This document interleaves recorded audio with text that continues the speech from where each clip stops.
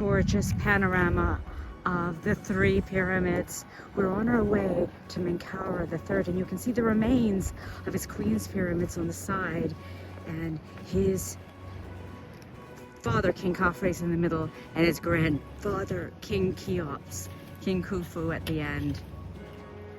Here we are walking towards Menkaure to go inside for the first time.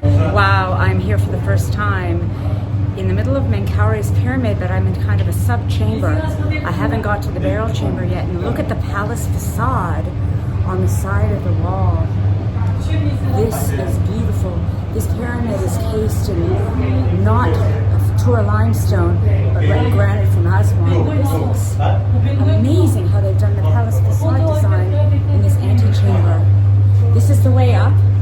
This is where people come down. It's much, much easier than the Great Pyramid. And we still have further to go. So I will continue to walk through here to the burial chamber.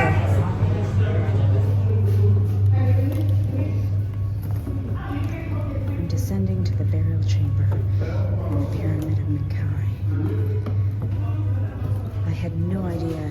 It's very, very different than the other pyramids, with little antechambers and special stops along the way. Much, much smaller, but different construction inside. This is it.